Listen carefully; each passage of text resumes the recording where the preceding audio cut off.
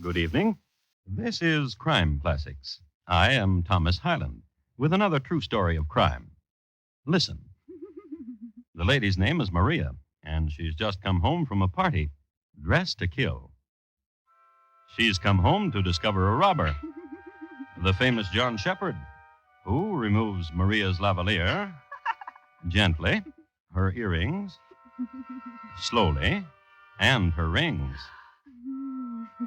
She was face to face with John Shepard, and for the rest of her life, she'd have something to talk about. Tonight, my report to you on the incredible history of John Shepard. Crime Classics, a series of true crime stories taken from the records and newspapers of every land, from every time. Your host each week, Mr. Thomas Hyland, connoisseur of crime, student of violence, and teller of murders. Now, once again, Mr. Thomas Hyland.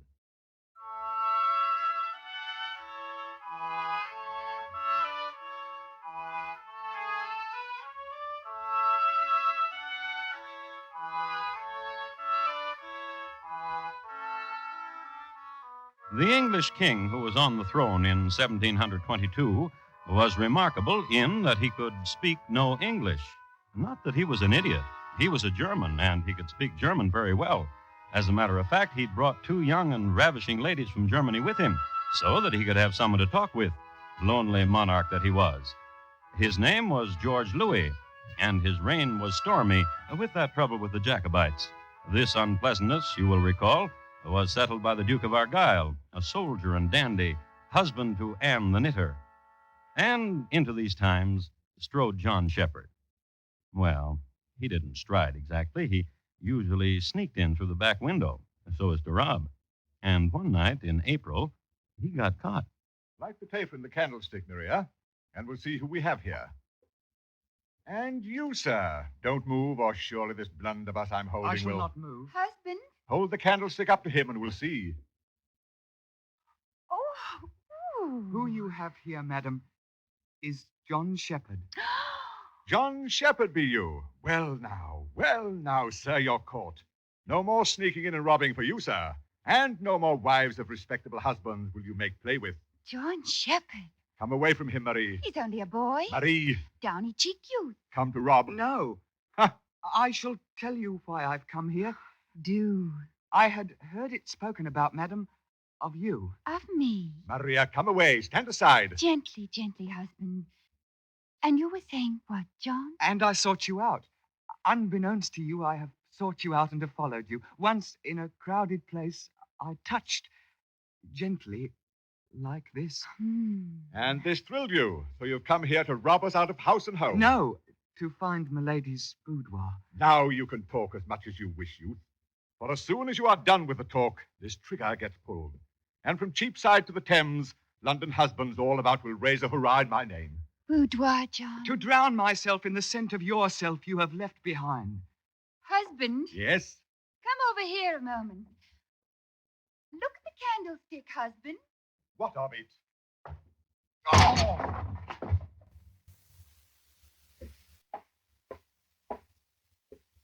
Now, you were saying, John.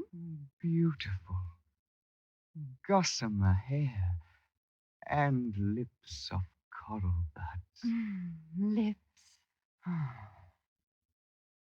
But soft as soft can ever be. If you're to go quickly. And the jewels sparkle at your throat. And when you move your hand, it makes a pattern of glitter on the gentle air. Take them. Yes. What? Lady Wedline says, about you, she says. Did she? Now, hush. Yes.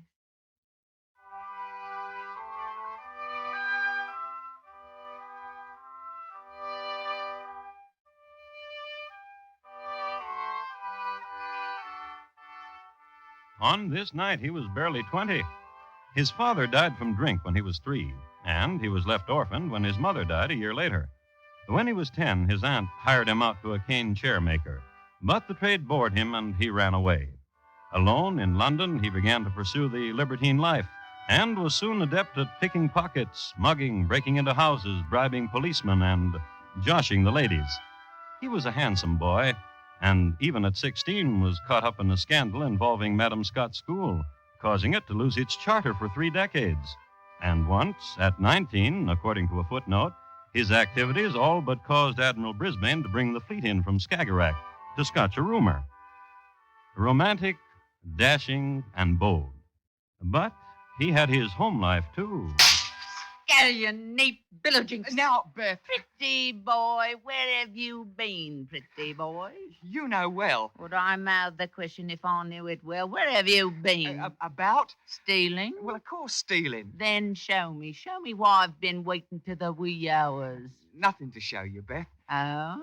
On coming home to you, I met a man. And he said, what you got to sell, John boy? What you got to sell? Oh? Just some baubles. And he cheated you for what they were worth, and you gambled, and now you got nothing. I saved you something, dear Beth. What? Here's a bauble for you. Piece of gloss you bought at a store for half a mite. Here, let me put it to your lily throat. No. Beth, pretty Kim. A thing to tell you, John, 'cause I've sworn it to me. Beth Lyon, I swore to me. Any more talking amongst the maids in the market I hear, any more soft laughing I hear in John Shepard's name with it to the police I'll go to. I swore it. I swore it. 'Cause I'm tired of waiting into the wee hours for you, and you coming home tired and cheated, gambled out. Now I want none of you no more, John. You come to me and you'll change your mind, Beth Lyon. All right. We'll see. Now what, John Shepard? Soft touches your hair against my cheek, and a sparkle go. Get out of here. Beth, What? you said a thing about the police. Get out of here.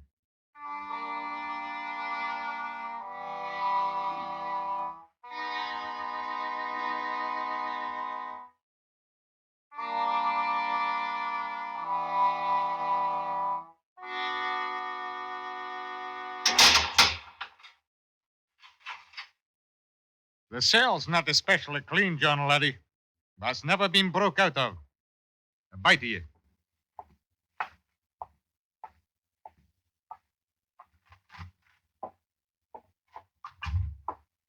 Wife. Woman. There's a new one in the little cell. Spoon a pot of gruel and take it into him. And not so generous neither. There's only a mite to feed them each day, and most of them will hang anyhow. So why fat the likes of them? That's enough, now that's enough. You take it to him.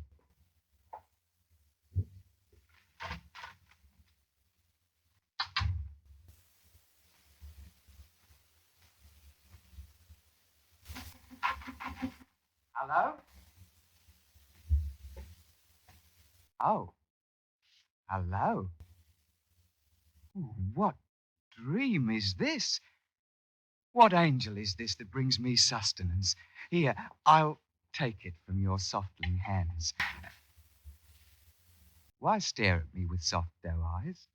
I'm but John Shepard. And why widen go your eyes? You cannot know me, for I am nothing. And this is a dream anyhow, and does not happen in reality. And how am I sure of it? For no cheek was so rosy and warm beneath my lips. And if those dainty hands were to hold a key now... Yes, just so. Oh, dream, wake me not. But let the loving fingers turn key in lock, while lip presses lip.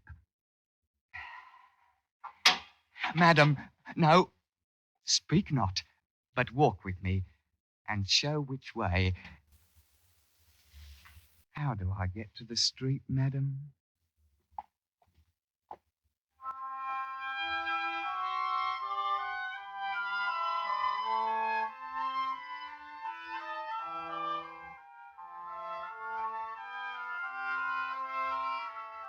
Without even paying a fine. As a matter of fact, there is on permanent exhibition at Scotland Yard a locket which the warden's wife gave to John Shepard as a memento of their walk from cell to street. A simple, small locket with a simple, small diamond in the center of it. It is said that John Shepard cherished the locket for a week before he sold it to a pawnbroker. And so he was on the loose again, stealing, robbing, chucking chins, steering clear of Beth Lyon and the police, gambling, and doing all the things which made him a legend. And one day, it was a summer's day, and he was strolling in the fabulous Chesney Lane and eyeing the nice things behind the shop windows. And he stopped for a moment and considered a diamond brooch and wondered where the closest rock was when... Don't do it, John. Don't do it, lad. Huh? I know what you're thinking, John. How to get a rock.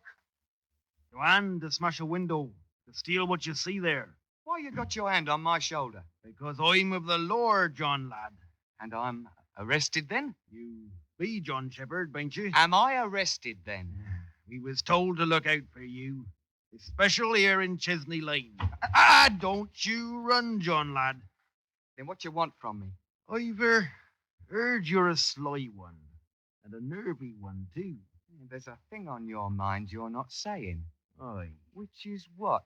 It's my duty to walk up and down Chesney Lane and to keep the law and to take note of things. And you've noted down what? There, across the street, 2 blocks down, at the corner. The Greystone House? Aye.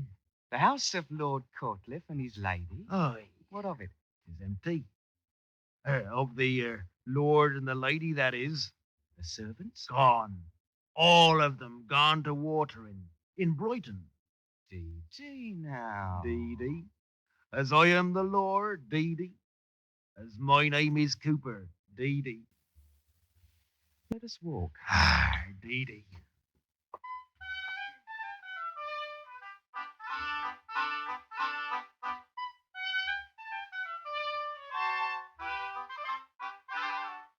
Later that day, an advertisement was inserted in the London Times that the furniture and belongings of Lord and Lady Courtliff were on sale on the premises in their natural surroundings.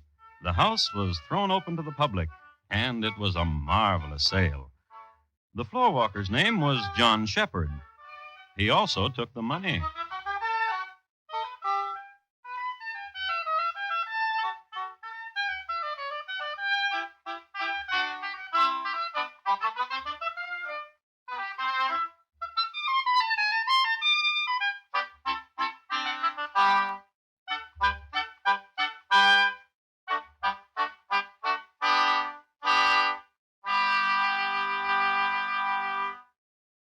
You are listening to Crime Classics, and your host, Thomas Hyland. You don't have to tell the average or above average housewife that radio's work before dark, too. Chances are she's already familiar with the daytime dramatic serials on CBS Radio, a succession of fine day-to-day stories about people it's easy to like and be interested in. Every weekday on most of these same stations, listen where America listens most, for Aunt Jenny, Ma Perkins, Rosemary, Our Gal Sunday, and all our Stars Address daytime serials. Now, once again, Thomas Hyland and the second act of Crime Classics, and his report to you on the incredible history of John Shepard.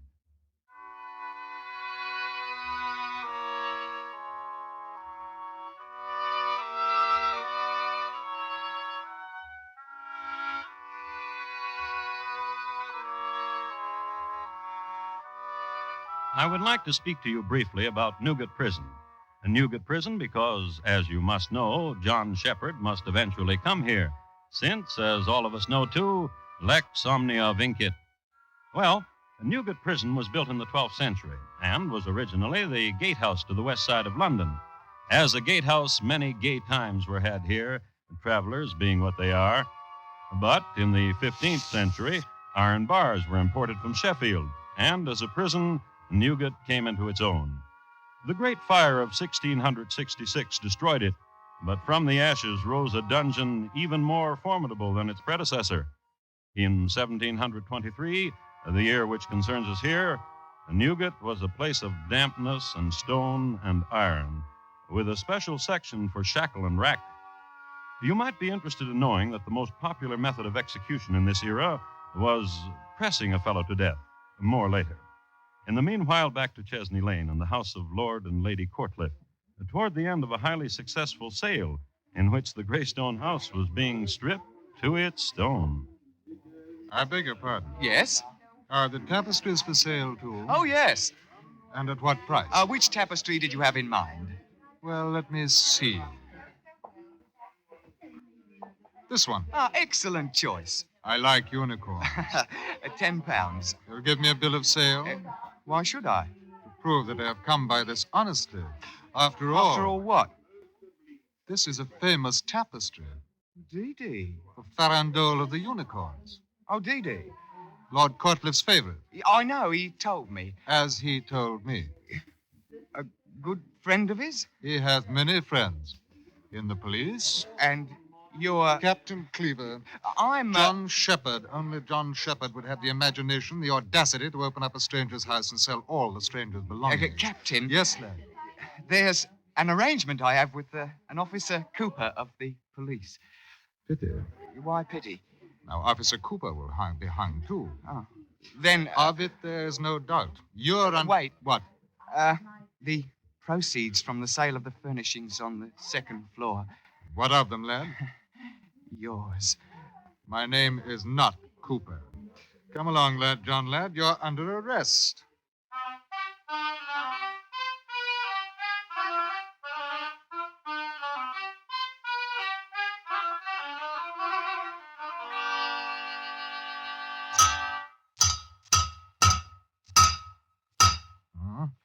I'll test that, stonemason.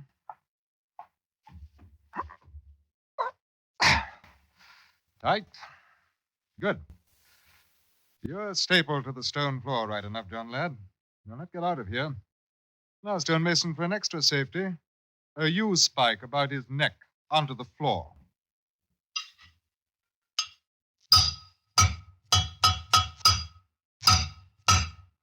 Now, let me see. A couple more hits, stonemason. A couple more, my man. The only time you'll be leaving Newgate, lad, John lad, is when they trundle your body out. And we'll take another extra safety. Hand me those chains, stonemason. Wrap them round you, lad, John lad. Goodbye, lad. Come, stonemason.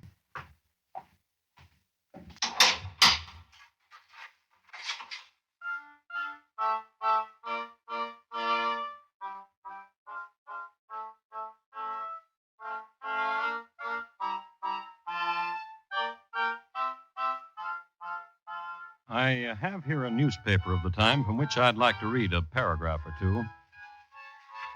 John Shepard, alone in the stone room of Newgate Prison, espied a crooked nail. With this device, he unburdened himself of his chains.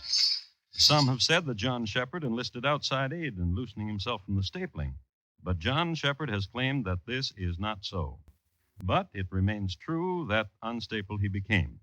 Whereupon he removed 2 stones from the wall of the room, which gave him access to a passageway between the walls. Thus, he climbed to the Red Room, so called for obvious and horrible reasons. He threw down the door of this unspeakable closet, and thence came to the chapel.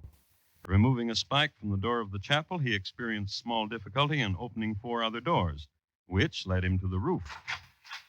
It was a rainy night, and he almost, in traversing this place, slipped to his doom. However, he jumped across a narrow alleyway onto the roof of a Mr. Finchley who lived next door and opened a window casement of this house. Don't be frightened. Where did you come from? From out there. From the rain. You have no need to be frightened. Well, who are you? John Shepard. You true? Such is my misfortune. Misfortune? Yes. How? I say my name and I am shunned by all. My father Don't is... scream for him. Just let me walk through that door and out of here. My father... I know, a wrathful man. My And father is in the country. I know, in the next room. In the country. What? In the country. I've been trying to tell you. Oh. What wicked man is he to leave you here all alone? to leave you at the mercy of whoever comes across your roof and into your window. He needed to go. A matter of his health. What is your name?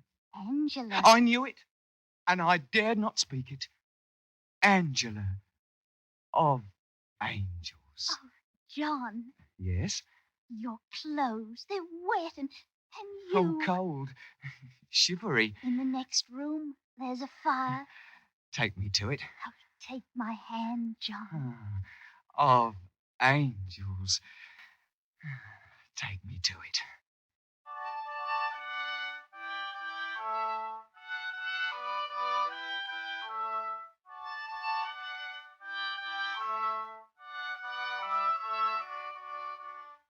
And in no time at all, John Shepard had the run of the house. He particularly liked the library and would spend hours here. He liked to read to Angela, and as your almanac will show you, this was a very rainy summer, so he read to her a lot. And in spite of the inclement weather, it was truly an idyllic summer for these two young people.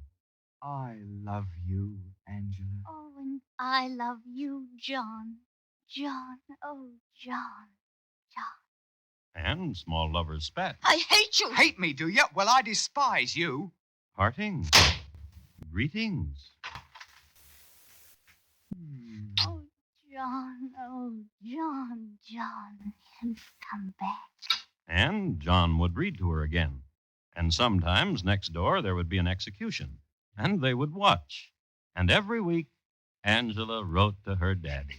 Dear Papa, it rains here. Most every day it rains. And there is chill in the air. I thank the stars each night that you're in the country and getting your strength back again. Stay as long as you want, and I will come down and visit you at Christmas time. As you have told me to, I improve myself in the library, reading and doing sums and musing. Tonight there is a thunder shower. How fortunate are you that you are not here. John, I'm writing to my father. Hurry, then. Your loving daughter, Angela. In the autumn, the weather got better. And one morning in early October, right outside Angela's house, when John was returning from the greengrocer's, a voice from out of the past all but dropped John like a pulled steer. John, well, John Shepard. Hello, John. Hello, Beth. Ain't they hanged you yet, John? Oppressed you? I'm a hurry, Beth. Be you now. Please! Yes, hush. Now, why should I, John? Because, we're old friends, Beth. Be we now? John, Yes? were the police to find you, my lad, what would happen to you? Well, They'd hang you, wouldn't they? A pressure thinner than a comedy cake. but you won't call them, now, would you? I might, Unless what? like it was in the old times, like it was before. John! Well, now. Do you have the parsnips from the greengrocer's? Do you have the parsnips from the greengrocer's? Well, now. Who's this woman, John? It's my, it's my Forgot old, my name, John. I'm Beth Lyon, and who be you, little duck? Come into the house, John. Come into the house, John, pretty as you please. Well, John ain't coming into your house no more. Are you, John? Angela. Yes, John? Angela. Now you listen to me. You listen to me, John. I know where you came from that night. That first night when you came in from the roof, out of the rain. You came from next door, from Newgate Prison. Angela. And if you don't come into the house this moment, I'll yell for the police. And he comes with me a royal. John? Police! And when John moved toward Angela, you guessed it. Police! Well, as you can imagine, that brought the police. And John was arrested again and got his old room back again. He was stapled again and chained again. And the guard was placed on 24-hour vigil. Hey. God.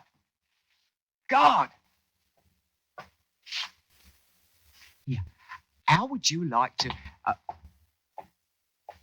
No.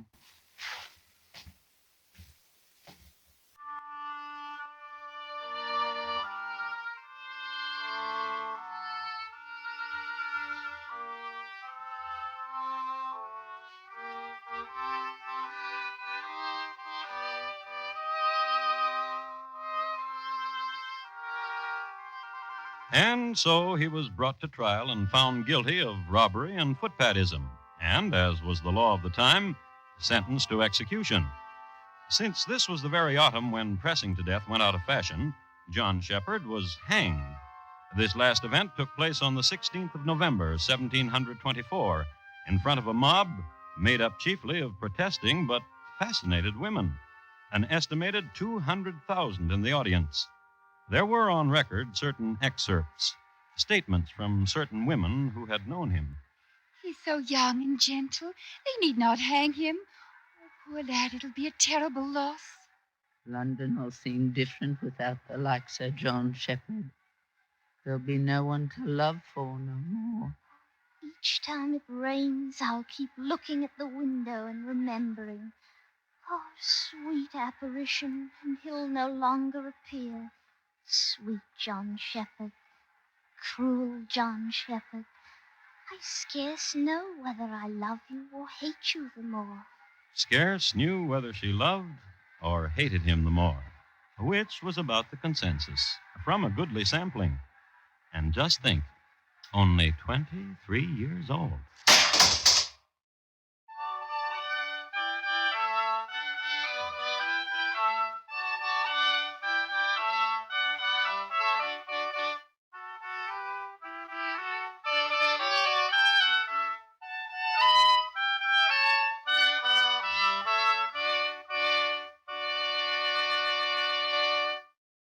In just a moment, Thomas Hyland will tell you about next week's crime classic.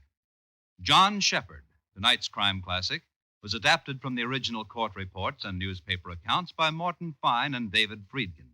The music was adapted from themes of the period and conducted by Bernard Herrmann. And the program is produced and directed by Elliott Lewis. Thomas Hyland is portrayed on radio by Lou Merrill. In tonight's story, Alastair Duncan was heard as John Shepard. Featured in the cast were Betty Harford, Ellen Morgan, D.J. Thompson, Ben Wright, Richard Peel, and Jerry Desmond. Bob Lamont speaking. And here again is Thomas Hyland. Next week, Rome, Italy, just a little bit before March 15th in 44 B.C. We will concern ourselves with a man and his friends and what happened when they all got together in the same room. It's listed in my files as 23 Knives Against Caesar. Thank you. Good night. Your Heart Association presents Bing Crosby. Folks, you know, there's never been a job too big for America to handle.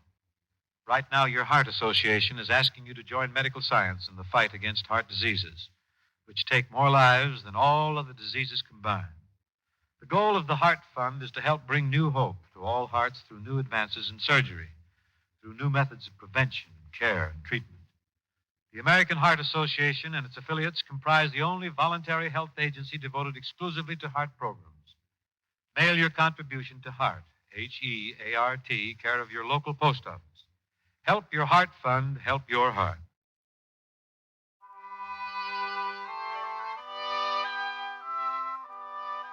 Lionel Barrymore's Radio Hall of Fame is great Sunday night drama on the CBS Radio Network.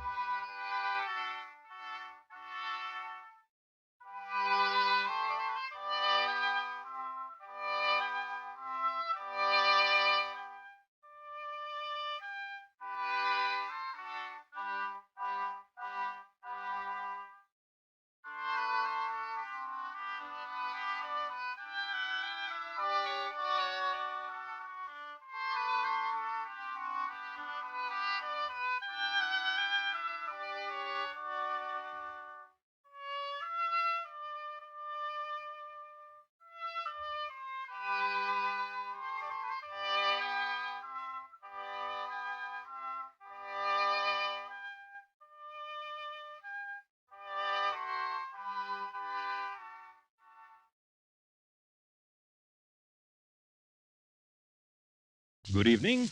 This is Crime Classics. I am Thomas Hyland. with another true story of crime. Listen. The drone of lawmakers before the President of the Senate raps the gavel for silence. The year 44 B.C., the city, Rome, a conclave of the togaed and jeweled men waiting the arrival of Caesar. And there stands Brutus, silken-clad and heavy-jawed, and there Cassius, slight of figure and hawk-like features, and there Casca later called Vile. And probably he didn't deserve such a name at all, for he was only one of several who held sharp daggers beneath their vestment this day, the Ides of March. Here he comes.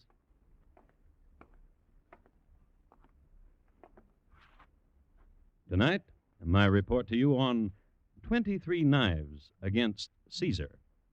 Crime Classics, a series of true crime stories taken from the records and newspapers of every land, from every time.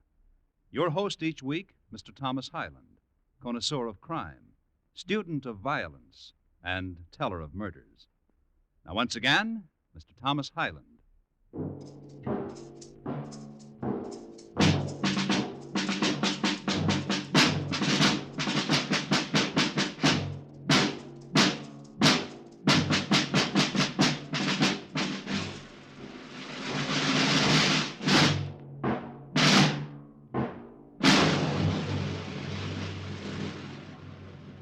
Julius Caesar was born in the year 102 B.C., and by the time he was 16, the year he received the toga virilis, the symbol of manhood, he was already an opinionated young fellow. I'm a direct descendant of the goddess Venus. When anybody asked him of his ancestry.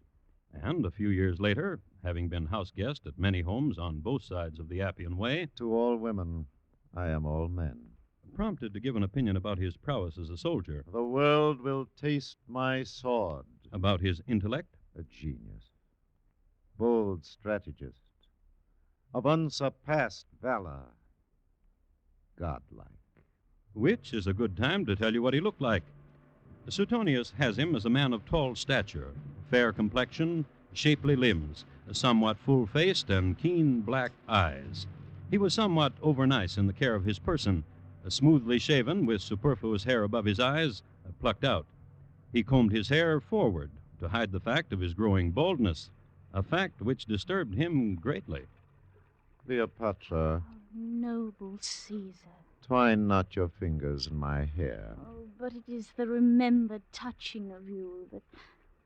Oh, do you have to go back to Rome? Because it is the time to. Oh, what would be better?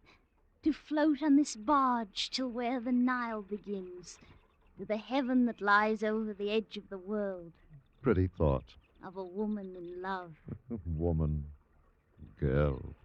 In truth, Woman. oh, Caesar, What? there is about you What? a divine thing. Now, girl, again. Something godlike. Long ago, oh, long ago, when I first heard the name Caesar, master of men that mastered Gaul and the unknown places beyond the seas, when my teacher said your name and what you had done, the word came to mind. Godlike. Truly? And when you came to Egypt in pursuit of Pompey, and finding him already murdered, and the weariness, and at the same time elation on your face, when I saw you for the first time. Oh, that word again. Godlike. Cleopatra. Oh, Caesar conqueror. Caesar king. Divine Caesar. Perhaps. Perhaps. Yes. When I return to Rome, A hero. Hero of the world. there will be talk, as you have talked. That you are of the gods. Yes. But now soft flows the Nile, and quiet curves the moon in Egypt's sky. And I am at the feet of my conqueror. Child. Queen.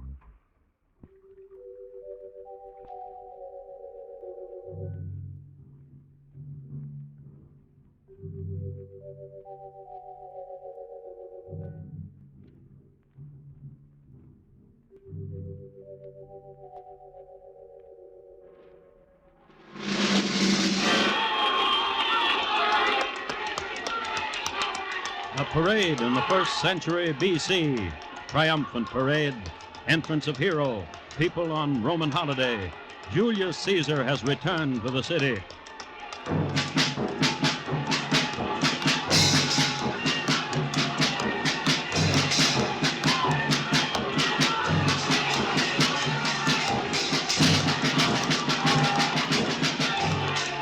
Past the Temple of Concordia, past the House of the Vestals, turn left under the Arch of Septimus Severus and into the Forum.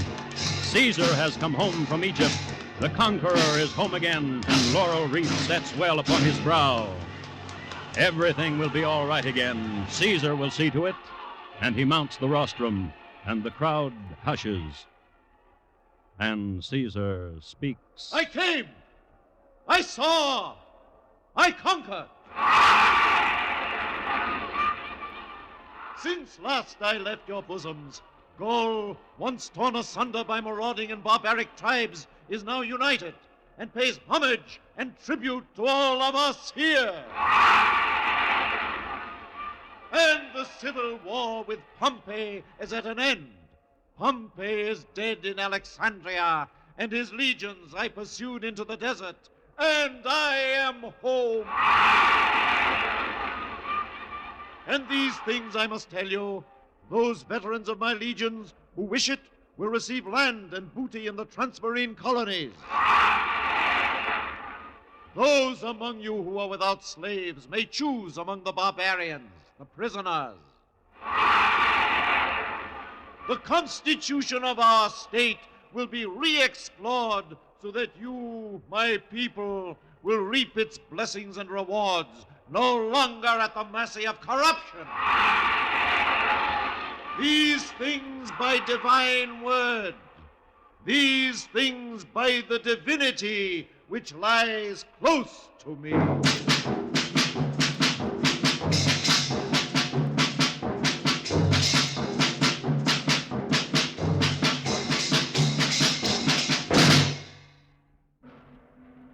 And this is the first time on record that Julius Caesar hinted openly of his divine potential. He didn't shout it. He just let it fall nice and easy against the ears of the Roman citizen. And, speaking of Roman citizens, I'd like you to meet a couple. One's name is Flavius, a shopkeeper, 43 years old. Wife, 3 children. Hobbies, the spring rituals, Greek picture stories. Ambition to visit Greece. And the second citizen is named Luca. Son of Timber, leather worker, 40 years old, wife, 2 children. Hobbies, the arena, watching all sports. Just average gentlemen. Family men, decent, home-loving, owning a toga for dress and one for work and sandals to match. And friends. And now and then they were apt to meet on the street, somewhere near their respective shops. Hey, Luca. Hail, Flavius. Where do you go? Returning from the parade. As am I. A spectacle. Yes. What ails thee? Here, where I have lifted my son Cassio on my shoulder so he could see. I have seen your Cassio. He waxes with each day. Did you get close enough to hear Caesar? Yes. What did you think? Well, I'm not sure either. What about the slaves? Are you going to take a slave? I've got 4 to feed now. He's giving too much to the veterans. Well, if it wasn't for the veterans, where would we be now? I guess so. He said he was going You mean about the Constitution? Uh-huh. You remember he came back from Britain? He said the same thing. He came back from Gaul, the same thing. Spain, the same thing. Now Egypt, the same thing. Only a little dustier. Talking about Egypt. Cleopatra? A friend of mine in the Legion saw her. Oh, yeah. He says in Egypt it was good to be Caesar. Listen, you want to stop over the shop? He brought back some picture stories. Maybe. Let me ask you something, Flavius. What? Did you hear what I heard? What do you mean? What Caesar said about divinity? I remember he said something. Divinity. You think he's trying to get us to raise temples to him? Oh, he wouldn't. I don't know. Caesar now? Maybe so. Well... well, I have got to get back, too. Give my love at home. Thumbs. Thumbs.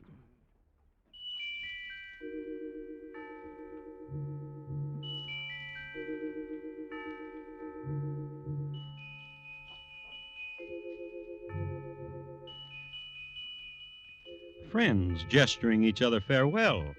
And down this street and up a hill named Capitoline Hill, and halfway down its farther side, there was a building of marble in a grove of cypress, a building dedicated to leisure and sweating off the fat. Roman baths for the Roman nobles, highest stratum, slaves to bring apples and towels and pills and unguents, the tier of rocks steaming and the waters of the pool warm and scented. And sitting on edge, feet a dangle, two highest stratum nobles, Brutus and Cassius, waiting for their Caesar. And that's what you think, Cassius? It doesn't take a Sophocles to figure it out. Promise the poor what they want, promise the middle class what they want, promise the nobility what we want. That's the kind of speech it was, Brutus. And it's a danger. Danger? Consider, he can only satisfy one group by taking away from the other. Therefore, it is impossible that he keep his promise. Therefore... I don't think that's the danger at all. Oh? What's the matter with you? Weren't you listening?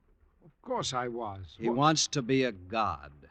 I wanted you to say it, Brutus, because you are his friend, and he leans much Hail! on... Hail, Brutus. Hail, Caesar! Yes, yes. Long life to Caesar. Not so godlike, our Caesar, when he swims. Egypt has swelled him. They say Cleopatra. Yes. Look at him. Bald. Caesar, who would be God.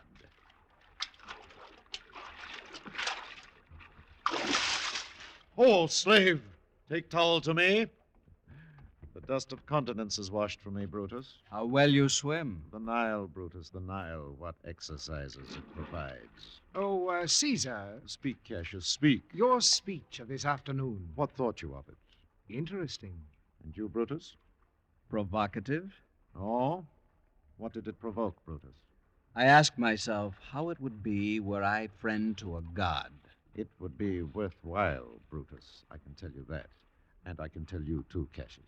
The custom of naming new gods is only for the Greeks and Orientals. In Gaul, Cassius, I tamed the torrent of a river. In Britain, the torrent of a people. In Egypt, the queen's torrent, tamed and changed. So what now is a custom that I cannot change it? Listen. Already there is talk that... Caesar speaks, Cassius. Caesar speaks. In Egypt, the people bowed down to me and burned incense. Made sacrifice? In the Senate tomorrow, I shall propose the erection of a statue.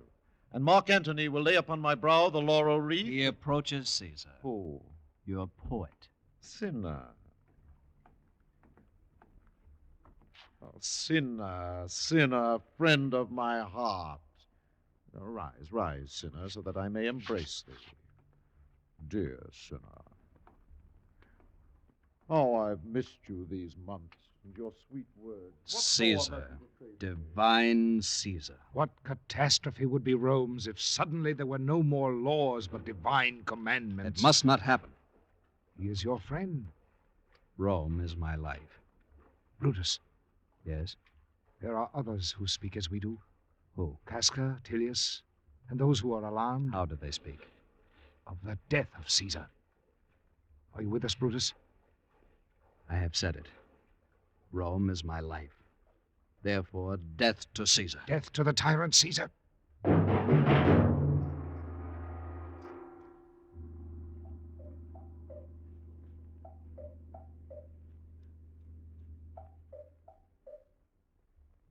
And while this kind of unkindly talk was going on about him, Caesar was on the hot rocks, listening to what Cinna the poet had written for him, and liking it.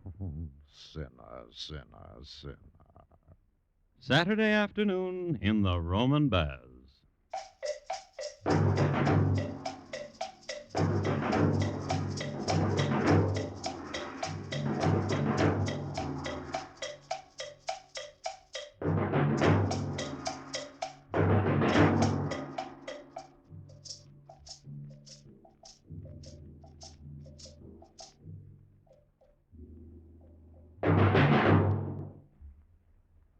You are listening to Crime Classics and your host, Thomas Hyland. Tomorrow night, there's laughter ahead for all who come to CBS Radio to meet Mr. McNutley. Ray Milland stars as Professor McNutley, a master in the classroom who's somewhat wobbly in the social world. You'll enjoy every minute of the occasion when you meet Mr. McNutley, Thursday nights on most of these same stations. And now, once again, Thomas Hyland and the second act of Crime Classics, and his report to you on 23 Knives Against Caesar.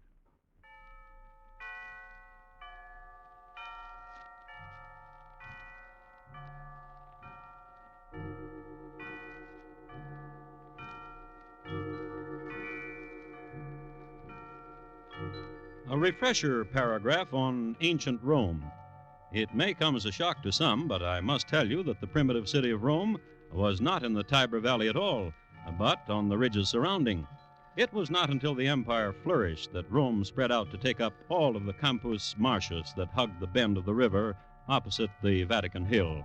The streets weren't paved until about the 2nd century B.C.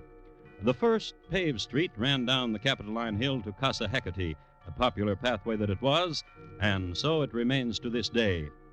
Since the city depended on wells and springs for its water supply, aqueducts were put in at an early date. And with the most important plumbing down, they started to build the houses and the temples and the roads you've heard so much about. Yes, the Romans were there to stay. Hail, Flavius. Luca. Hail, Luca. Have a fig. Oh, thanks. From Smyrna. Smyrna of the north, that is why they are so skinny. Well, I've heard our Caesar eats no skinny figs. You seem troubled. Troublous times. The stomach again, Luca? It hurts when I place palm of hand to it, so, and press. Then press not. Then I could not tell whether it hurt. True, true. But more vexing is my trouble. Caesar? My wife disagrees with me. The function of a wife? She thinks Caesar is a god. Yeah, my wife also, my eldest daughter, and my son. My children, taught, too, of the new god who walks the Roman streets and sits in the Roman Senate and who wears the laurel crown. And they call Caesar God. Troublous times. How easy the times could become. Not troublous. How? Accept Caesar as God. Foolishness. Is it? How say you? I've done much thinking. Since Alexander the Greek, there has been no such mortal as Caesar. A singular human Caesar. Therefore, perhaps no human. Therefore, perhaps a god. Therefore... This is your wife speaking through your mouth. With logic. There are rumors. What rumors? That a statue is to be erected to Caesar while he lives, and sacrifices to be brought to it. Then Caesar will enter the realm, Flavius. He will be a god. I believe it better that we accept the fact. Perhaps it will be fruitful for all of us if we have a god in our midst. As it has not been fruitful in spite of the promises Caesar has made. As a mortal. It is to ponder. In truth, it is to ponder. Have another fig.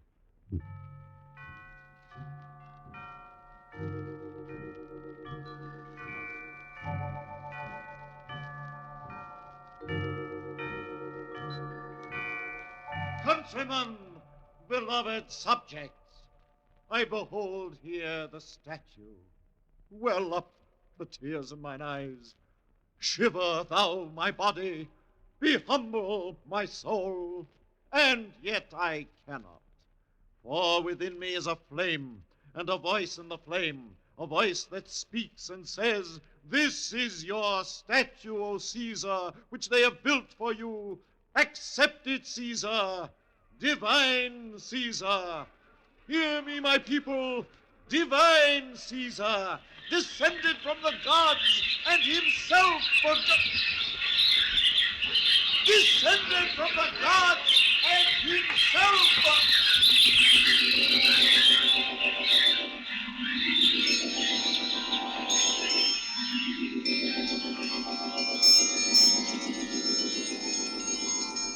Quite a phenomenon. Hundreds of thousands of birds suddenly appearing in the forum at the precise instant when Caesar was proclaiming himself a god.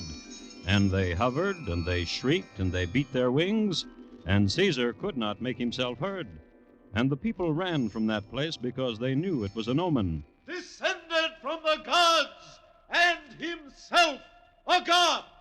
But there was no one to hear him, for all the people had fled from that place, for they knew it was an omen.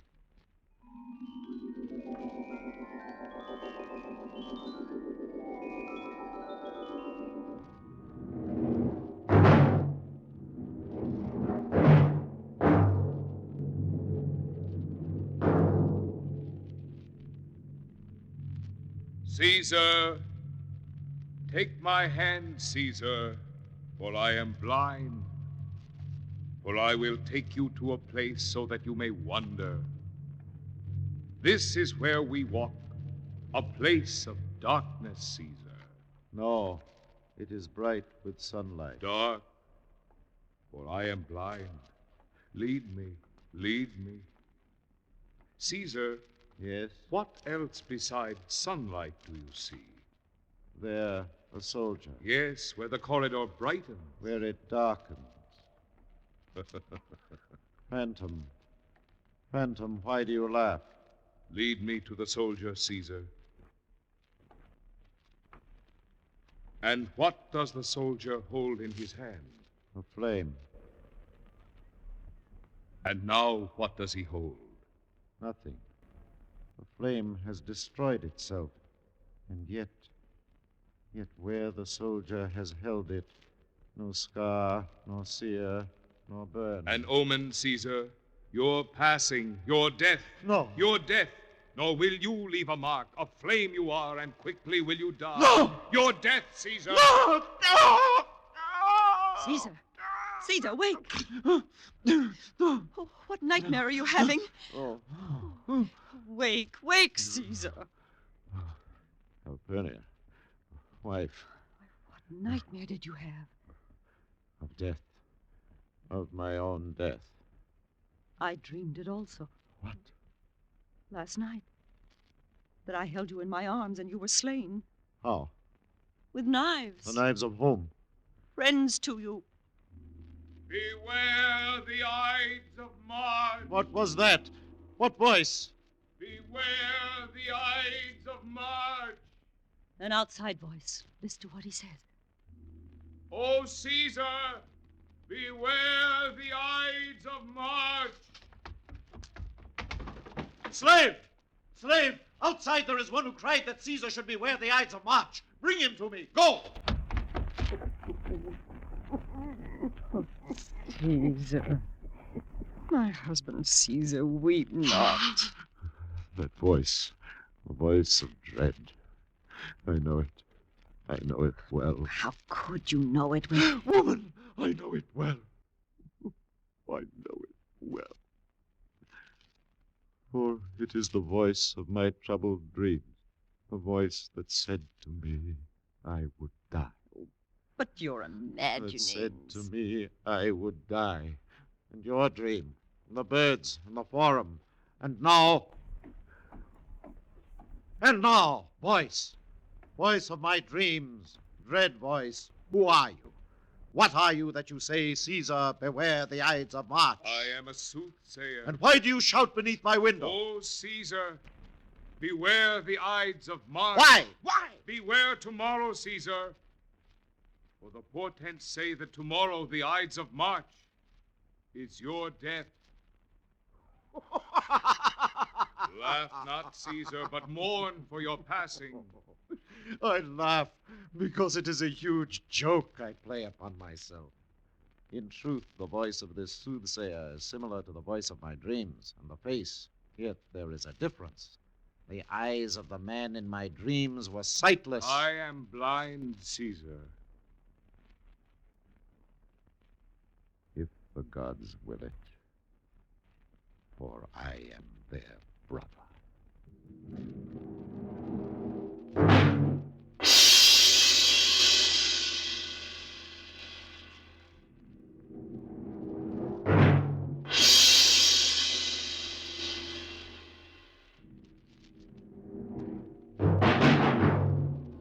And you remember, the year 44 B.C., the day, the 15th of March, the scene, the Roman Senate.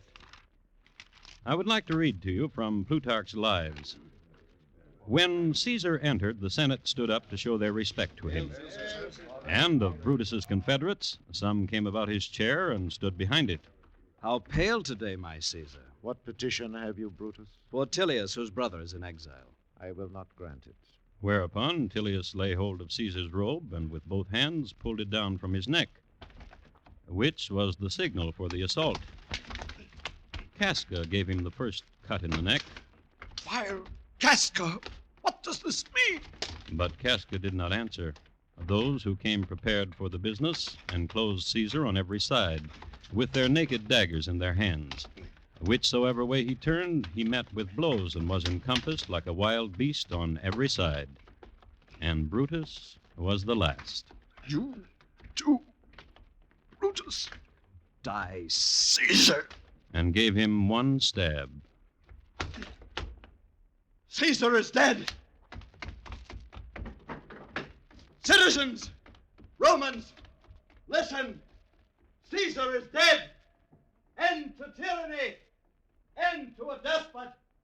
Caesar is dead. It must be true, Flavius, else the noble Brutus would not say it. Well, it just goes to show. Show what? You can have ambition, don't let it run away with you. My son Cassio wants to be a senator. I'm trying to tell him to be content. Got a nice business he can step into. Well, you know how kids are. Oh, I can hardly believe it. What? Caesar dead. Why not? You think he was a god or something? Well, Well, I'm going home, Luca. Give my love to the family. The thumbs. Thumbs.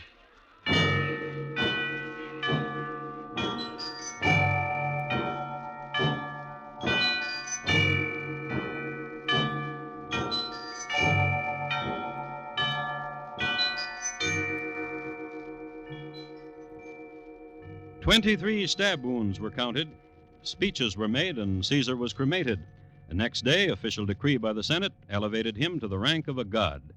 There was a celebration that lasted for 23 days, and all the Romans agreed it was one of the finest celebrations on record. They danced around his statue a lot and decked it with flowers. And a god couldn't expect much more than that.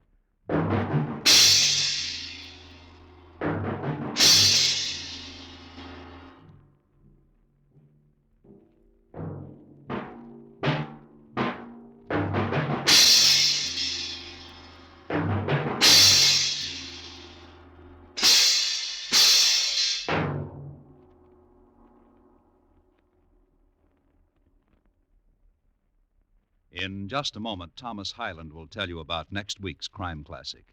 Caesar, tonight's crime classic, was adapted from accounts of the times by Morton Fine and David Friedkin. The music was composed and conducted by Bernard Herrmann, and the program is produced and directed by Elliott Lewis. Thomas Hyland is portrayed on radio by Lou Merrill. In tonight's story, Edgar Barrier was heard as Caesar. Featured in the cast were Hy Averback, Lou Krugman, Irene Tedrow, Betty Harford, Marvin Miller, and Harry Bartell. Bob Lamont speaking. And here again is Thomas Hyland. Next week, a field in France during the reign of Louis Napoleon. We will concern ourselves at that time with a missing family and several freshly opened graves. It's listed in my files as Jean-Baptiste Tropman, killer of many. Thank you. Good night. Forward on Liberty's team. That's the 1954 slogan of the Boy Scouts of America, 3,300,000 strong, who celebrate their 44th birthday this week. Behind that slogan is a great team of Cub Scouts, Boy Scouts, explorers, and adult leaders, organized in 89,000 units through the country, its territories, and wherever Americans live abroad. To them, to all of them, a salute from CBS Radio and its affiliates. Congratulations and happy birthday. Keep up the good work. Everybody Loves Junior Miss, Thursday nights on the CBS Radio Network.